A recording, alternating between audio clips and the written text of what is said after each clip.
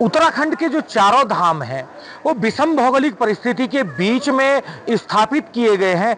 आपदा की जैसे जैसी घटनाएं बढ़ती चली जा रही है, प्रशासन, सरकारें, केंद्र सरकार, राज्य सरकार, ये तमाम जो है अलर्ट मोड पे आ जा रही हैं और उसी की परिणति है कि ये गंगोत्री धाम के पास केदार ताल एक स्थान है। उस केदार ताल का जो है बैथोमेट्री सर्वे करवाया जा रहा है, क्योंकि यहाँ के जो स्थानीय लोग हैं और साथ में जो प्रशासन, जैसा कि जिलाधिकारी के द्वारा भी बताया गया है कि उस ओर इस तरीके की कोई आकृति, कोई झील न बनी हुई हो जो आने वाले समय में खतरे का सबब न बने, क्योंकि धराली का इंसिडेंट अभी हाल ही में हुआ था। जो ऊपरी इलाके में जो ग्लेशियर्स थे उनके ब्रस्ट होने की वजह से जो तमाम जो मलबा, पत्थर इत्यादि जो था वो निचले इलाकों की ओर आ गया।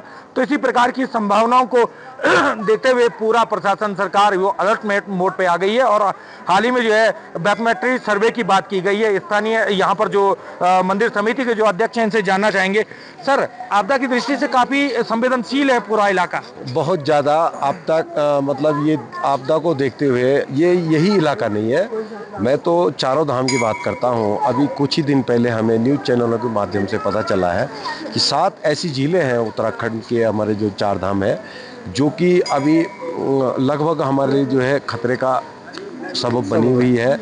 और अभी हमारा केदार ताल की जो झील है वो काफ़ी बड़ी झील है। मैं समझता हूँ कि जो 7 झीलें उन्होंने दिखाई है उसमें सबसे बड़ी झील है ये केदार ताल। ये केदार ताल, ये जो गंगा के दक्षिण साइड है, ये पूरा पश्चिम उत्तर दक्षिण साइड। एक बार कैमरामैन से चाहूंगा ये दिखाइएंगे प्लीज। ये केदार ताल, ये वाला जो इलाका है, ये जो आपको विजुअल्स में जो दिख रहा होगा, ये पूरा इलाका जो है ये केदार ताल के पास का इलाका है। और यदि भविष्य में कभी कोई ऐसा इंसिडेंट यदि होता है, जिस तरीके की जो है बहुत ज्यादा बारिश होना या बहुत ज्यादा बर्फबारी होना, तो ये खतरे का सबब बन सकता है। ये गंगोत्री धाम है, बिल्कुल केदार ताल के सामने गंगोत्री धाम है।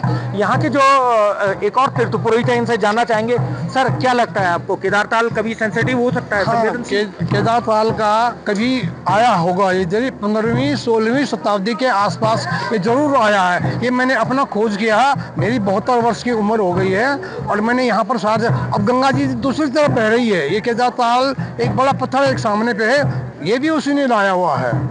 तो कहने का अर्थ यह है कि 2011 में भी मैं पुजारी था मंदिर में, और जब केदार ताल का कोई छोटा सा हिस्सा, कोई नीचे से पानी खिसका होगा, अक्टूबर के महीने आसमान साफ था, लेकिन सारी गंगोत्री, जब यहाँ पानी आया तो सारी गंगोत्री हिलने लग गई। तो हमको कौन से सन की बात? 2011 की बात है ये। तो उस दिन मेरे को जो लगा कि उस दिन से मैं चिंतित हो गया कि ओहो, ये जगह जो है कुछ विशेष प्रकार की है, कुछ वाइब्रेशन ज़्यादा हो गया था इसमें। तो मैंने उसी दिन से मैंने ये सोचना शुरू किया कि केदार ताल का सर्वे होना बहुत ज़रूरी है। और ये सर्वे होकर के गंगोत्री का जो कई बार मास्टर प्लान बना दिया गया है, यद्यपि गंगोत्री बहुत बढ़िया है और बनी हुई है।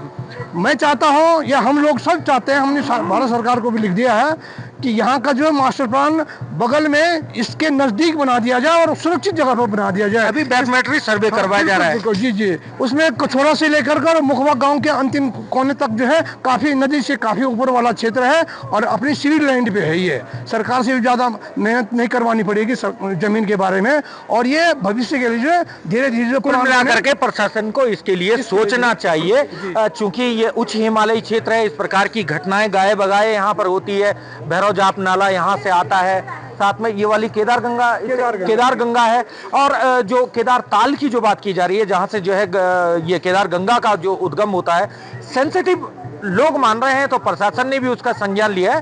बैथोमेट्री सर्वे हो रहा है। सर्वे के बाद क्या निष्कर्ष निकलता है, उसके बाद जो प्रोटेक्शन वर्क है वो तमाम उन वर्क्स को अंजाम दिया जाएगा, ऐसा प्रशासन का कहना है। ओंकार बहुगुणा, गंगोत्री धाम, आज तक। गर्मियों की छुट्टी होने वाली थी, मेरे पापा आने वाले थे, तो हम लोग सभी खुश थे। तो मैं एक बेड पे चढ़ के डांस कर रहा था, लेकिन वो पहले ही आ गए। फ्रीज। तो मैं उस समय तो कंटिन्यू नहीं कर सकता था ना, तो फ्रीज फ्रेम टाइप का हो कसम पैदा कर